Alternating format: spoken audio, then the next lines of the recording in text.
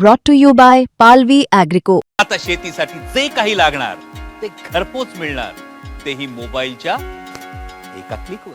नाही, एकच मिशन आणि जुनी पेन्शन ही आमच्या हक्काची आणि म्हातारपणाची काठी आहे. त्यामुळे आम्हाला जुनी पेन्शन मिळाली पाहिजे.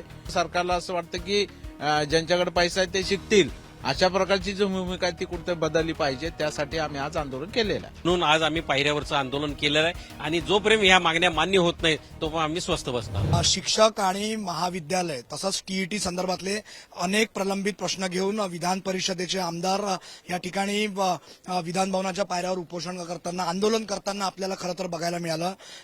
आमदार काळेजी आपल्यासोबत आहे, अन्य सहकारी आमदार आहेत, त्यांचे काय नेमक्या मागण्या आहेत आपल्या आणि त्या संदर्भात आपण आज आंदोलन केलं विधान भवनाच्या पायऱ्यावर. आमच्या शिक्षक कर्मचारी आणखीन कर्मचाऱ्यांना 1 नोव्हेंबर 5च्या नंतरच्या मंडळीला जुनी पेन्शन योजना लागू केली पाहिजे, ही शासन दरबारी आमची मागणी आहे. परंतु शिक्षण विभागात जे शिक्षक लोक 1 नोव्हेंबर 5च्या पूर्वी लागलेले आहेत ते अंशतः अनुदानित होते, त्यांना या जुन्या पेन्शनमधून वगळण्यात आलेलं आहे. त्यांना देखील जुनी पेन्शन योजना लागू झाली पाहिजे, ही आमची प्रमुख मागणी आहे. त्याचप्रमाणे ही टीईटी जी आहे, हा सुप्रीम कोर्टाच्या निर्णयानुसार हे सर्वांना लागू करण्यात आलेली आहे. आरटी ऍक्टनुसार, शिक्षक हक्क कायद्याच्या नुसार 2013च्या आधी जे लागलेले आहेत त्यांना या टीईटीतून सूट देण्यात यावी, ही आमची एक दुसरी मागणी आहे. त्याचप्रमाणे 15 मार्च 2024चा जो शासन निर्णय संच मान्यतेच्याबद्दल आहे, तो संच मान्यतेचा निर्णय रद्द करण्यात यावा. या निर्णयामुळे शाळांमधील अनेक शिक्षक अतिरिक्त होऊन राहिलेले आहेत आणि अतिरिक्त झाल्यामुळे त्या अनुदानित शाळा बंद पडण्याचा धोका निर्माण झालेला आहे. म्हणून अशा प्रकारची मागणी आमची शासन दरबारी आहे.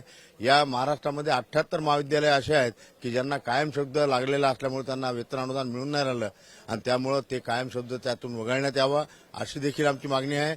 अशा विविध मागण्याच्या माध्यमातून आम्ही शासन दरबारी या ठिकाणी सातत्यानं पाठपुरावा आम्ही करत आहेत.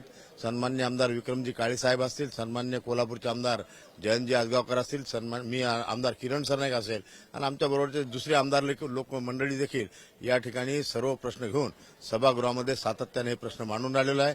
काल आपण पाहता या नागपूर मुक्कामी फार मोठा जुन्या पेन्शनच्या संदर्भात शिक्षक मंडळीचा आणखीन कर्मचाऱ्यांचा फार मोठं आंदोलन या ठिकाणी झालं आणि त्या ठिकाणी त्यांना देखील आम्ही आश्वासन दिलं की आम्ही उद्या या ठिकाणी पुन्हा सभागृहामध्ये प्रश्न मांडून तुम्हाला कुठेतरी न्याय देण्याचा प्रश्न निकाल करू. खरं तर आज आपण इथे विधान भवनाच्या पायऱ्यावर आंदोलन केलेलं आहे. ही जी प्रश्न आहेत जी आपण सांगताय शिक्षकांची, टीईटी संदर्भातला, महाविद्यालय आणि त्याच्या संलग्नीकरणाचा प्रश्न आहे, विना अनुदानित आणि अनुदानित आहे, गेल्या अनेक वर्षांपासूनचा हा प्रश्न प्रलंबित आहे. सरकार मानसिकतेत नाही आहे का, काय वाटतंय तुम्हाला या संदर्भात? कारण सरकारची मानसिकता तयार करण्यासाठीच खऱ्या अर्थानं हे आंदोलन होते. आज शिक्षक असतील, शिक्षकेतर कर्मचारी असतील, ही रस्त्यावरची लढाई लढतायत. त्याचबरोबर या ठिकाणी ज्यांनी आम्हाला या सभागृहामध्ये पाठवलं ती आमची जबाबदारी आहे की सभागृहातली लढाई करणं आणि त्या अनुषंगानं जर बघितलं तर ह्या सगळ्या मागण्यासाठी सभागृहामध्ये वेळोवेळी आवाज उठवण्याचं काम आम्ही केलेलं आहे.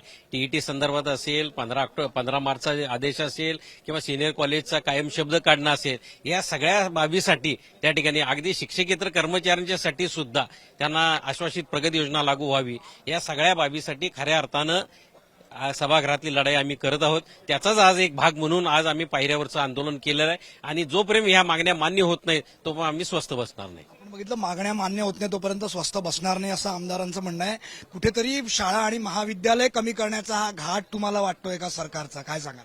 नाही, एकच मिशन आणि जुनी पेन्शन ही आमच्या हक्काची आणि म्हातारपणाची काठी आहे. त्यामुळे आम्हाला जुनी पेन्शन मिळाली पाहिजे. शिक्षक असतील किंवा राज्यातले शासकीय कर्मचारी असतील, या सगळ्यांना जुनी पेन्शन योजना मिळावी, यासाठी आम्ही वेळोवेळी लढतोय. काही अंशी यश त्याच्यामध्ये येत आहे, परंतु आता यश प्रत्यक्षात दिसतंय, त्यामुळे नक्कीच आमच्या लढाईला यश येईल. आज राज्यामध्ये मराठी शाळा वाचल्या पाहिजेत, ही प्रमुख भूमिका आमची आहे. कारण मराठी भाषिक राज्य आहे, मराठी ही आमची मायबोली आहे आणि मग असं असताना इंग्रजीला आपला विरोध नाही, परंतु मराठी शाळा वाचवणं हे सरकारचं काम आहे. आणि म्हणून पटसंख्या जरी कमी झाली असली तरी आपण 1 शिक्षकी शाळा, 2 शिक्षकी शाळा या राज्यामध्ये चालवलेल्या आहेत.